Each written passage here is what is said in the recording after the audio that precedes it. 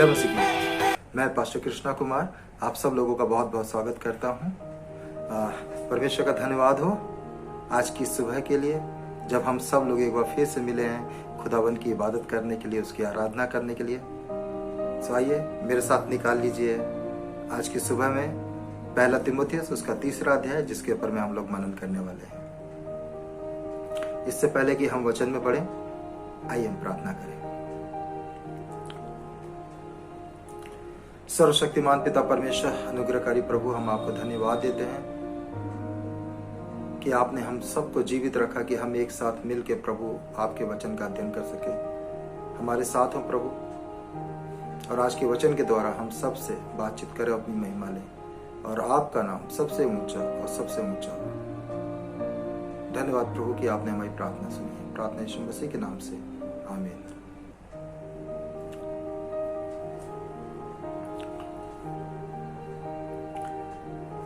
पहले तीमुथियुस को हम लोग लगातार 2 सप्ताहों से पढ़ रहे हैं। आज ये 3रा सप्ताह है जब हम लोग फिर से एक बार उसको मनन करने के लिए एक साथ शामिल हुए हैं।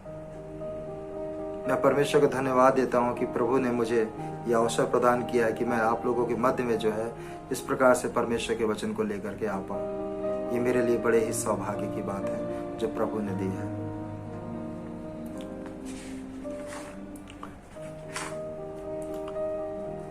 पहला तीमुथियुस उसका पहला अध्याय से लेके पूरी 6 अध्याय तक जो इस पूरी पुस्तक का जो मुख्य विषय है कि कलीसिया में उसके सदस्य विश्वासियों के बने। इसका मुख्य पद है, यदि मेरे आने में देर हो तो तू जान ले कि परमेश्वर का घर जो जीवते परमेश्वर की कलीसिया है और जो सत्य का खंभा है और नींव है, उससे कैसे वर्ताव करना चाहिए। इस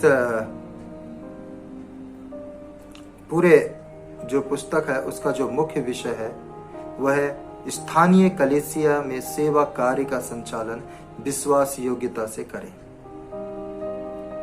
फिर हमने अध्याय 1 पढ़ा। अध्याय 1 उसका 1 से लेकर 20 पद में हमने देखा कि कलीसिया में संदेश विश्वास योग्यता से दें। संत पौलुस तीमुथियुस को ये लेटर के अंदर में बोलते हैं।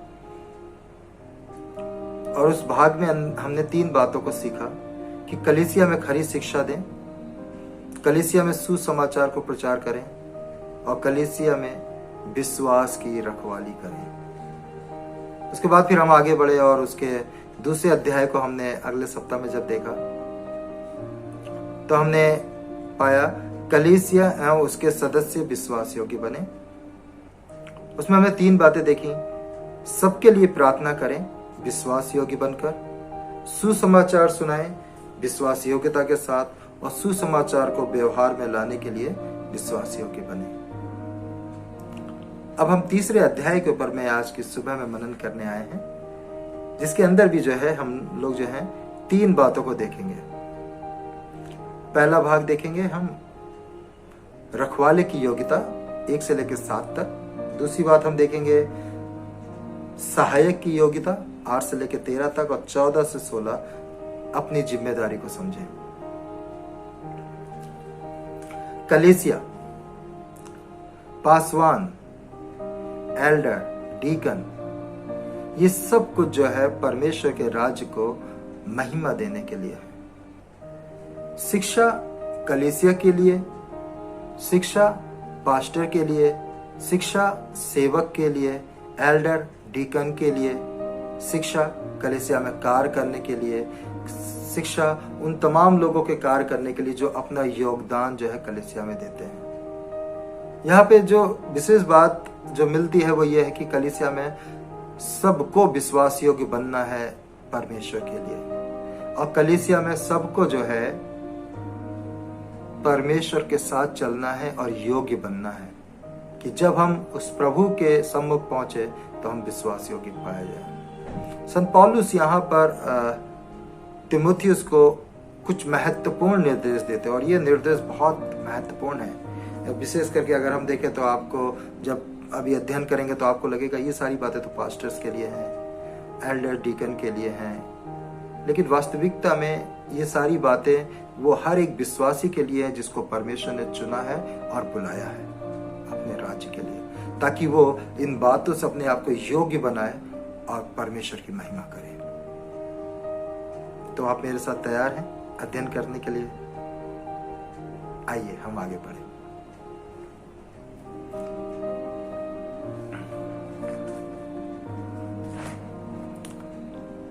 मुझे नहीं पता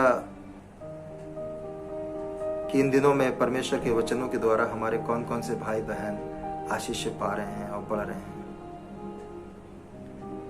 लेकिन हाँ, परमेश्वर को सब कुछ पता है कि हमारे बहुत सारे भाई बहन जो हैं इस संदेश के द्वारा जो हम इन दिनों में YouTube के ऊपर में डाल रहे हैं, फेसबुक में डाल रहे हैं, बहुत सारे हमारे भाई बहन आशीषित हो रहे हैं। और मैं प्रार्थना करता हूं कि इसी प्रकार समस्त लोग प्रभु के राज्य में बढ़ते जाएं और आशीषित होते जाएं। यहाँ पे जो बात करी जा रही है वो करी जा रही है कि कलीसिया में सेवक विश्वासियों के बने परमेश्वर के लिए। और विश्वास योग्यता कैसे बनेंगे? जब वो अपनी योग्यताओं को बढ़ाएंगे परमेश्वर के राज्य के लिए। कि हर एक के जगह पे जो पिता है वो अपने बच्चों की अच्छी योग्यताओं को देख के खुश होता है, अच्छे कार्यों को देख के खुश होता है। अब इस जब खंड की बात होती है तो यहाँ पे देखभाल की बात करी जा रही है, कलीसिया की देखभाल की बात करी जा रही है। और कलीसिया की देखभाल कौन करें? कलीसिया के सेवक, एल्डर, डीकन, पास्टर। ये बड़ी अच्छी बात है, देखभाल करना, कलीसिया की देखभाल करना, परिवार की देखभाल करना, दोनों एक समान है। अगर परिवार के अंदर में एक गलत शिक्षा जाती है तो पूरा परिवार जो है विनाश के कद पे जा सकता है। इसी प्रकार कलीसिया के अंदर में अगर एक गलत शिक्षा जाती है तो पूरी कलीसिया जो है, पूरा संगठन जो है टूट सकता है। संत पौलुस जब यहाँ पे तीमुथियुस को निर्देश दे रहे हैं, वो बोल रहे हैं कि तुमको जो है इन बातों पे लेकर के, इन कार्यों को लेकर, इन योग्यताओं को लेकर के स्वयं को बढ़ाना है, लोगों को बढ़ाना है, विश्वासियों को बढ़ाना है और कलीसिया का नेतृत्व करना है। तो वो शुरुआत करते हैं कि क्या क्या योग्यताएं होनी चाहिए। जब आप इन योग्यताओं के बारे में सुनेंगे तो आपको बहुत ताज्जुब होगा। क्या आपने कभी सोचा था कि कलीसिया के अंदर में इन चीजों की जरूरत पड़ेगी?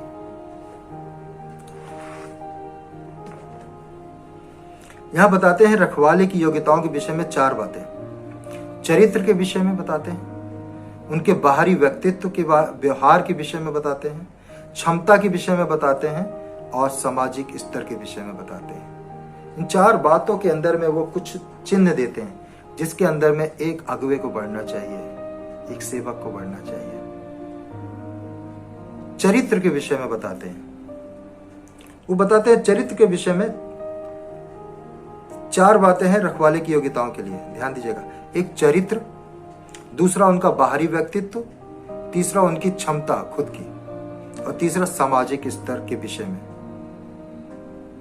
अब इन 4 बातों के अंदर भी कुछ कुछ छोटी छोटी बातें हैं जिनको हम देखेंगे जब वो शुरुआत करते हैं। तो चरित्र के विषय में योग्यता बताते समय वो बोलते हैं कि वो निर्दोष हो। अब जब हम बाइबल पढ़ते हैं तो बाइबल में लिखा है कि कोई भी धर्मी नहीं, एक भी नहीं, सबने पाप किया है और सब परमेश्वर की महिमा से रहित है। यानी कि ये बात सच है कि सबने पाप किया है, लेकिन अब जब हम प्रभु के राज्य में आ गए हैं तो अब हमको निर्दोष रहने की जरूरत है। अब हमको पवित्र रहने की जरूरत है और ऐसा जीवन जीने की जरूरत है जिसकी आलोचना ना की जाए। रखवाला निर्दोष होना चाहिए, वो बता रहे हैं, उसके चरित्र में दोष नहीं होना चाहिए। दूसरी बात बताते हैं, एक ही पत्नी का पति हो। एक पुरुष अपने विवाह व परिवार को चलाने की क्षमता इस बात पर सूचित करता है कि वो स्थानीय कलीसिया की देखभाल कर सकता है। लेकिन जब तीमुथियुस 3 अध्याय 4 और 5 पद पढ़ते हैं तो यहाँ पे लिखा हुआ है कि अपने घर का अच्छा प्रबंधक करता हो और अपने बाल बच्चों को सारी गंभीरता से, आधीनता से रखता हो। जब कोई अपने परिवार, अपने घर का प्रबंध करना ना जानता हो तो परमेश्वर की कलीसिया की रखवाली कैसे करेगा?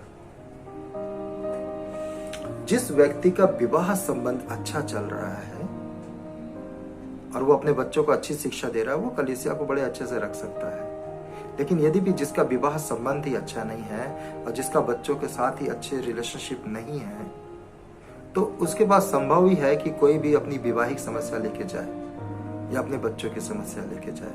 और इसलिए लिखते हैं कि एक समर्पित मसीह जो है अपने परिवार के लिए सबसे पहले जो है कारीगर होना चाहिए। अगर मान लीजिए कि कोई सेवक है और उसकी पत्नी से तलाक हो गया और तलाक हो जाने के बाद वो दोबारा विवाह कर लेता है और दोबारा विवाह करके फिर सेवा करता है, तो उसके लिए बड़ा मुश्किल होगा। यहाँ बताया जा रहा है कि उसके लिए मुश्किल है, वो इस पद के लिए अयोग्य है। वो और कामों को कर सकता है, वो और कार्यों को कर सकता है, और इसलिए लिख रहा है कि वो एक ही पत्नी का पति हो, अच्छा चरित्र, निर्दोष हो, एक ही पत्नी का पति हो और पियक्कड़ ना हो, चरित्र में पियक्कड़। ये शब्द उस व्यक्ति को वर्णन करता है जो अपना प्याला लेके देर तक बैठा रहता है, नशा करता है, नशे की लत में लगा है। व्यक्ति ना तो स्वयं की देखभाल करता है और ना ही अपने परिवार की। पौलुस बताता है कि एक रखवाला दूसरों के लिए एक सर्वोत्तम उदाहरण प्रस्तुत करना चाहिए उसको, ना कि उसे ऐसा काम करना चाहिए कि वो अपने कमजोर भाई के लिए पाप का बहाना बने, बल्कि वो एक पसंदीदा रखवाला बने। क्योंकि अगर एक रखवाला ही जो है नशा करता होगा तो सारी दुनिया, अन्य जाति के लोग तो नशा करते, उन्हें तो बड़ा खुशी मिलेगी, तो वो तो अन्य लोगों के लिए ठोकर का कारण हो गया, कमजोरों के लिए ठोकर का कारण हो गया। इसलिए बोलते हैं पियक्कड़ ना हो, धन का लोभी ना हो। और धन के अलावा और भी बहुत कुछ है। धन का लोभी होना, उसके अलावा भी और भी कई बातें हैं, जैसे कि प्रशंसा पाना, प्रशंसा पाने का लोभी कि मुझे हर जगह प्रशंसा मिले। कई बार एक बड़ी कलीसिया बनाने का लोभी कि मैं बहुत बड़ी कलीसिया बना के प्रशंसा पाऊं। और कई बार प्रसिद्धि पाने का कि मैं बहुत जल्दी आगे बढ़ जाऊं, बहुत जल्दी आगे बढ़ जाऊं, प्रसिद्ध हो जाऊं मैं। तो ये भी कई प्रकार के लोभ हैं, और अगर ऐसे लोभ आ जाते हैं तो वो व्यक्ति सेवा नहीं कर सकता, वो व्यक्ति लोगों को मजबूत नहीं कर सकता। तो ये चार बातें जो है चरित्र के अंदर में बताई गई हैं कि ये उसके चरित्र के अंदर में सही होनी चाहिए। पहली बात, निर्दोष हो, एक ही पत्नी का पति हो और नशेबाज नहीं हो और धन का लोभी भी ना हो। बाहरी व्यक्तित्व व्यवहार के विषय में भी कुछ बातों को वो बता रहे हैं संत पौलुस। वो बोलते हैं कि पहले वो संयमी हो। संयमी होने का अर्थ है सावधान और संतुलित रहने वाला, सब बातों में,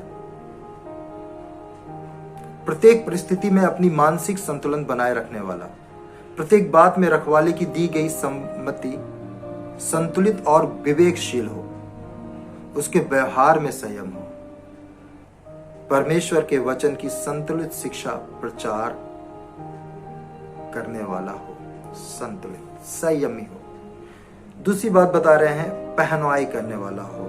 पहनवाई का मतलब है अजनबी व्यक्ति से प्यार करना, और प्रारंभिक कलीसिया के अंदर में ये बहुत महत्वपूर्ण सेवकाई थी। जो विश्वासी भाई बहन यात्रा करते थे और यात्रा के द्वारा आते थे, तो उस समय उन लोगों की बड़ी सेवा टहल करी जाती थी। और पहला पत्रस उसका 5:3 में लिखा है कि जो लोग सौंपे गए हैं उन पर अधिकार न जताओ, पर उस झुंड के लिए आदर्श बनो, पहनाई करो। पहनाई करने वाले उस समय पे भी होते थे, आज के समय पे भी हैं। मैं पिछले 5 साल पहले की एक घटना को आपके सामने शेयर करना चाहूँगा कि मैं देहरादून जो है एक ट्रेनिंग प्रोग्राम के अंदर में गया। वहाँ पे बहुत सारे पासवान आए हुए थे और उस ट्रेनिंग के अंदर में शामिल थे। तो मैं बहुत ही सुबह जो है उस जगह पे पहुंचा, करीब ऐसे ही 5:30 का समय होगा। तो वहाँ पे पासवान थे और उनके साथ एक और भाई थे। तो वो दोनों ने आके मेरा बड़ा वेलकम किया कि पास्टर जी आप आ गए, आप तो बहुत थक गए होंगे, इतनी दूर से यात्रा करके आए हैं, लाइए अपना सामान दीजिए मुझे। उन्होंने मेरा बैग उठा लिया, सामान उठा लिया और आगे लेके चल। अरे आप चिंता मत करिए, आप आइए। वो मुझे मेरे कमरे तक लेके गए जहाँ मुझे रुकना था। उन्होंने कहा ये आपका कमरा है, ये आपका बेड है और आप यहाँ पे रहिए, आपका सामान रख दिया है, बाहर चाय रखिए, आप चाय पी लीजिए और 9 बजे से सेशन होंगे, आप आवास में आइए। मैंने इस बात पे ध्यान नहीं दिया ज़्यादा और मैं चाय लेकर के और अपना रेडी होकर के 9 बजे अपने सेशन में पहुंचा। और जब सेशन में पहुंचा तो वहाँ पे पता चला कि आज के रिसोर्स पर्सन जो हैं वो हमारे बीच में आ चुके हैं और आइए हम ताली बजा के उनका स्वागत करें। और जब वो आए तो वो वही व्यक्ति थे जिन्होंने सुबह सुबह मेरा बैग उठा लिया था। मैं इस बात से एकदम हैरान था कि ऐसा भी होता है। और मैंने देखा वहाँ पे उन सेवक का जीवन, मैं बहुत प्रभावित हुआ उनके जीवन से। मैं उनका नाम नहीं बताना चाहूँगा आपको क्योंकि उन्होंने ही मना किया। मेरी उनसे बात होती रहती है और मैं अक्सर उनको जब भी मिलता हूँ ये वाली बात जरूर उनको स्मरण दिलाता हूँ कि मैंने आपके जीवन से वो नम्रता सीखी है, वो दीनता सीखी है, पहनाई करना कि आप जानते नहीं, आप पहचानते नहीं हैं, लेकिन आपको उनसे प्रेम करना है। और बात बताते हैं वो आगे, व्यक्तिगत जीवन में मारपीट करने वाला नहीं होना चाहिए बल्कि कोमल होना चाहिए। छोटी छोटी बातों में क्रोधित हो जाना, धर्म की बातों में क्रोधित हो जाना या बहस करने लगना, मारपीट करने वाले का मतलब है जिसको अपनी जुबान के कंट्रोल नहीं, जिसको अपने हाथों पे कंट्रोल नहीं है। वो चाहता है कि मेरी बोली जो है मानी जाए, नहीं मानी जाए तो वो और तेज बोलता है, क्रोधित हो जाता है और अगर फिर भी नहीं तो ये हाथ चालू हो जाते हैं मारपीट करना। लेकिन वो बता रहे कि ऐसा नहीं बल्कि वो कोमल हो। अधिकारी बनना, बड़ा बनना मारपीट के द्वारा नहीं, अपने कोमल शब्दों के द्वारा, अपने सॉफ्ट हार्ट के द्वारा, मदद के द्वारा। रखवाले लोगों की बातों को सुननी चाहिए और यहाँ बता रहे हैं कि रखवालों को, जो सेवक हैं, उनको लोगों की बातों को सुनना चाहिए और सुनने के बाद कोई प्रतिक्रिया नहीं करनी चाहिए बल्कि उनको सराहना चाहिए और उनकी गलतियों को निकाल के, उनकी अच्छाइयों को देख के उनको आगे बढ़ाना चाहिए।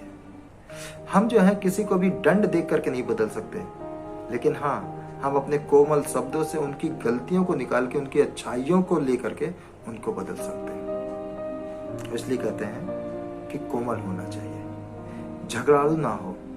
3:3 में लिखा है रखवाले को लोगों की बात सुननी चाहिए, झगड़ा करने वाला नहीं, झगड़ा करवाने वाला नहीं। वो बता रहे हैं कि रखवाला मेल कराने वाला होता है।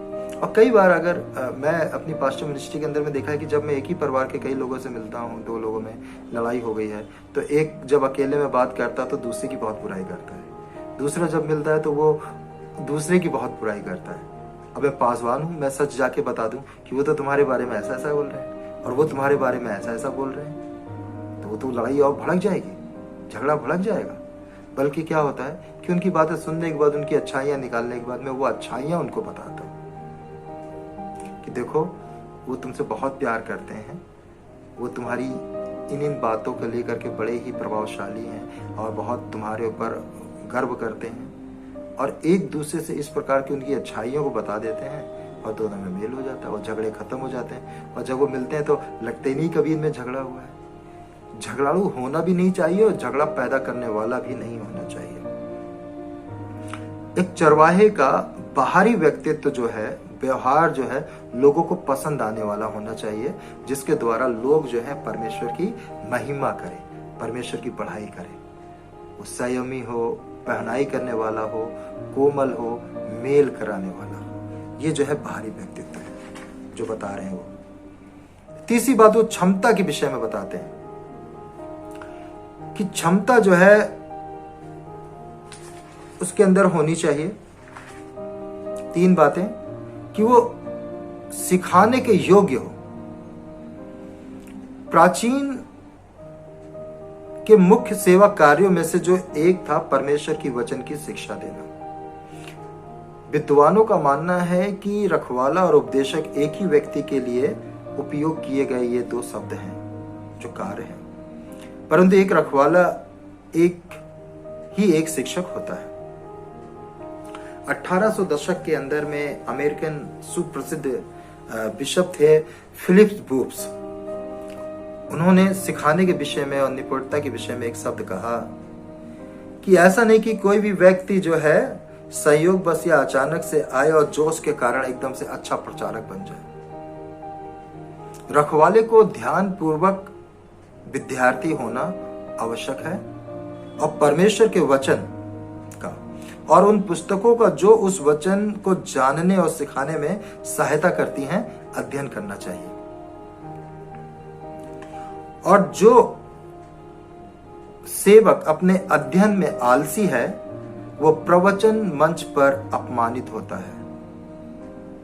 रखवाला सिखाने के योग्य हो ऐसी क्षमता रखना मेहनत करना है। एक मेहनत करने वाला होना चाहिए जो सिखाने के लिए मेहनत करे, लोगों को मजबूत करने के लिए मेहनत करे। दूसरी बात वो बता रहे हैं कि अपने परिवार का अच्छा प्रबंध करने वाला हो।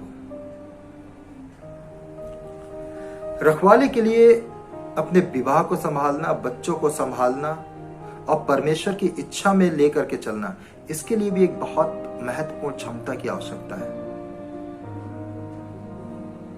अगर रखवाले का परिवार उसकी बात मानता है, बच्चे उसकी बात मानते हैं, तो बाहर की कलीसिया भी उसकी बात मानेगी। लेकिन अगर रखवाला बाहर कुछ और बोलता है और घर में कुछ और करता है तो उसके बच्चे उसकी बात नहीं मानेंगे, उसकी पत्नी की उसके साथ नहीं बनेगी। ये एक सच्चाई है कि अगर पत्नी आपकी बढ़ाई करती है तो इसका मतलब कि आप जो घर में है वो बाहर भी है। लेकिन अगर आपकी पत्नी बुराई करती है और बाहर के लोग आपकी बढ़ाई करते हैं तो इसका मतलब आप घर में कुछ और है, बाहर कुछ और है। यहाँ पे सिखाया जा रहा है सेवक को, विश्वासियों को, जिनको परमेश्वर ने चुना है, कि उन्हें जो है एक जैसा बनना है।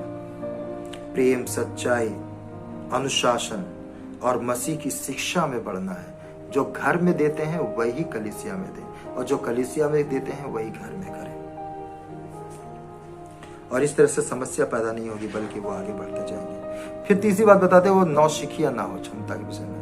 नौसिखिया का मतलब है नया पौधा लगाना, एक नए बने मसीह की तरफ संकेत करता है।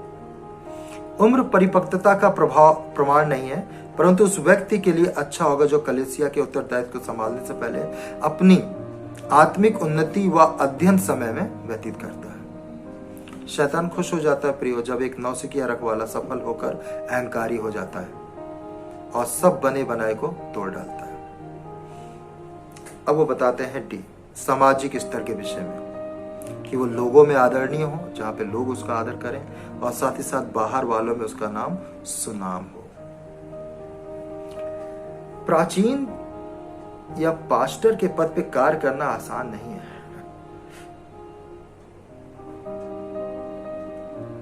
परंतु यह अधिक आसान हो जाता है यदि आपका चरित्र वैसा हो जैसे परमेश्वर चाहते हैं। बहुत सारे लोग बोलते हैं मुझे पास्टर बनना है, मुझे पास्टर बनना है। वो पास्टर की खाली बाहरी चीजों को देख करके जो है तैयारी कर लेते हैं, लेकिन वो अंदरूनी चीजों को नहीं देखते कि किस तरह से वो जो है इस कार्य को करते हैं। यहाँ पे बताया जा रहा है कि उसका चरित्र, उसके कार्य जो हैं संसार से बिल्कुल अलग होते हैं, डिफरेंट। अपने बिलों का भुगतान समय पे करना, आप विश्वासियों के बीच में उनका सम्मान करना, समस्त लोगों के साथ अच्छा व्यवहार करना, ना कि बाहर वाले बल्कि घर वाले और समस्त लोगों के साथ, ये सारी योग्यताएं होनी चाहिए। इसके बाद जब हम देखते हैं, आगे बढ़ते हैं 8 से लेकर के 13 तक में, तो यहाँ पे वो बताते हैं योग्यताएं उन सेवकों की और डीकनों की जो सहायक हैं, जो प्राचीनों के अनेक उत्तरदायित्व से मुक्त रखते हैं और चर्च में सेवा का कार्य करते हैं। पौलुस जो है उनकी सेवकाई के बारे में भी बताते हैं, उनके बारे में भी, उस चरित्र के बारे में बताते हैं, क्षमताओं के विषय में बताते हैं और सामाजिक स्तर के विषय में बताते हैं। जो पासवान के नीचे चर्च के अंदर में सहायक हैं, एल्डर हैं, डीकन हैं, उनकी भी योग्यताएं बड़ी होनी बहुत जरूरी है। और प्राचीन काल में ये बहुत इम्पोर्टेंट बात थी और आज के समय पे भी महत्वपूर्ण होनी चाहिए कि वो लोग जो कार्य करते हैं उनके अंदर अच्छी योग्यताएं हो। पहली बात बताते वो गंभीर होने चाहिए, फिर वो पियक्कड़ ना हो, नीच कमाई के लोभी ना हो, एक ही पत्नी के पति हों, और जो महिलाएं हैं, महिला अगुवा हैं, उनके बारे में लिखते हैं कि वो दोष लगाने वाली ना हो। क्षमताओं के विषय में लिखे हैं कि सत्य के भेद को समझने वाले होने चाहिए, अपने घरों का अच्छा प्रबंध करने वाले होने चाहिए, वो आदर के योग्य होने चाहिए। और इन सब बातों को जो है उनके बारे में वो बतलाते हैं, सेवकों के बारे में।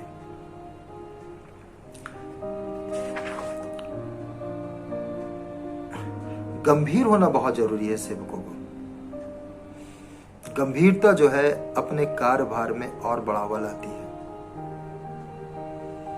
दूसरी चीज, पियक्कड़ के बारे में तो हम लोग देख चुके हैं, शिक्षा, नीच कमाई का लोभी। उनकी विश्वास हमेशा परमेश्वर पे होना चाहिए, धन पे नहीं। क्योंकि कई लोग दान का हिसाब लगते हैं, यहूदा के समान उनकी थैली रहती है, नजरें रहती हैं, और जब पैसे हाथ में होते हैं तो बहुत सारी अलग सी बातें दिमाग में आती हैं। मदद करना, सहायता करना, इन सब के बारे में बताया गया है कि उनको प्रलोभन से बचना चाहिए, बल्कि परमेश्वर के प्रति सतर्क होकर के सेवकाई के अंदर में आगे बढ़ना चाहिए। और उनका भी एक ही पत्नी के वो पति हों। लगातार अध्ययन करना चाहिए और आदर के समान वो घर घर जाके किस्से कहानी नहीं सुनाने चाहिए या गपबाजी नहीं करने वाले होने चाहिए, बल्कि वो विश्वास की सच्ची गवाहियां देने वाले होने चाहिए। उनकी बातों में सब परमेश्वर के कार्य को देखें और सुने। सामाजिक स्तर में वो आदर के योग्य होने चाहिए। और अगर महिलाएं और पुरुष दोनों मिलकर काम करते हैं, अगर एक ही परिवार का एक ही व्यक्ति डीकन है और उसके पत्नी भी सेवा का काम करती हैं, संडे स्कूल में बच्चों को पढ़ाती हैं, अन्य प्रकार से सेवकाई करती हैं, तो ये बड़ी अच्छी बात है कि दोनों मिल करके जो है सेवा को करें और आगे बढ़ें। प्रियो, हम सब विश्वासियों को परमेश्वर ने बुलाया है और इसलिए बुलाया है कि हम संसार से अलग दिखें, संसार के लोगों से बिल्कुल अलग दिखें। हमारे कार्य ऐसे हों, यीशु मसीह कहते हैं कि तुम्हारे कार्य ऐसे हों जिसे देख के लोग तुम्हारे स्वर्गीय पिता की महिमा करें। तुम्हारा स्वभाव, तुम्हारा चरित्र, तुम्हारा व्यवहार, तुम्हारा उठना बैठना सब परमेश्वर को महिमा देने वाला हो। और यही चीजें जो है तुम्हें आदरणीय बनाएंगे, सम्मानीय बनाएंगे और लोगों को प्रभु के पास लाने के लिए खींचेंगे। और इसलिए कहते हैं कि तुम अपनी जिम्मेदारी को जानो। आज हम सब की जिम्मेदारी है, पास्टर्स की, सेवक की, विश्वासियों की, हम सब की जिम्मेदारियां हैं कि हम इन योग्यताओं को अपने अंदर धारण करें। हम व्यर्थ की बातों में, व्यर्थ के कार्यों में अपने समय को मत गवाएं, बल्कि हम उन कार्यों को करें जिसके लिए मसीह यीशु ने हमें बुलाया है, क्योंकि वो हमारे लिए आया, हमारे लिए मारा गया, हमारे लिए गाड़ा गया और हमारे लिए जी उठा है। इस साधारण सुसमाचार को ठोकर का कारण ना बनाए। इस सुसमाचार की साधारणता में मिलावट ना करें, बल्कि अपने विश्वास की रखवाली करें और विश्वास योग्य बनते जाएं। परमेश्वर हमसे खुश होंगे जब हम उसके प्रति विश्वास योग्य बनेंगे। और तब वो कहते हैं कि अपनी जिम्मेदारी को पहचाने।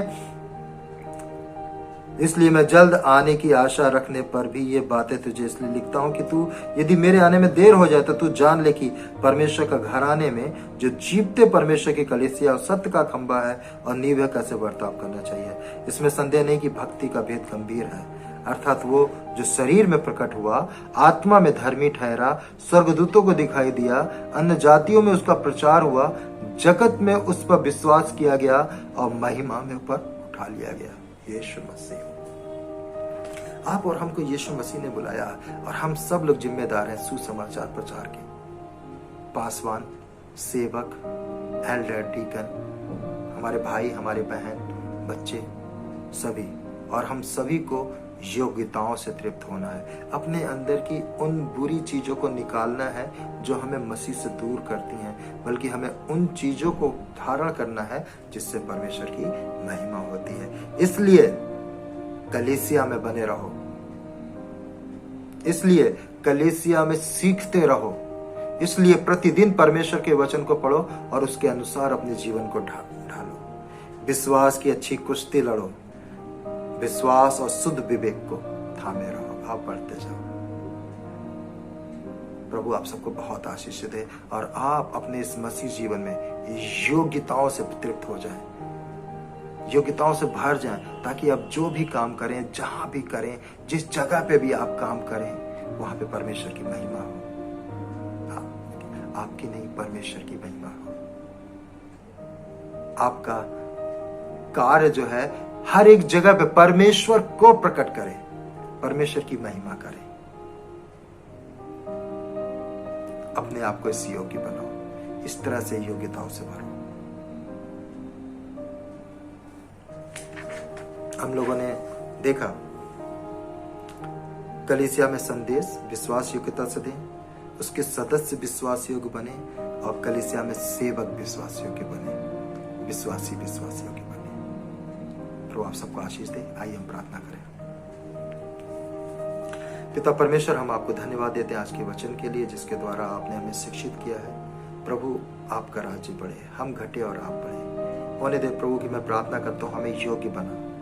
पवित्र आत्मा अपने फलों से भर हम सबको, हर एक सुनने वाले को, ताकि हम तेरे समान चले और इस प्रकार सेवा करें कि अपने स्वर्गीय पिता की महिमा करें। प्रभु मैं घटूं और आप बढ़े और आपका नाम ऊंचा हो। सब बातों में आदर, महिमा, सम्मान आपको देते हैं। धन्यवाद के साथ प्रार्थना यीशु मसीह के नाम में करते हैं, आमीन।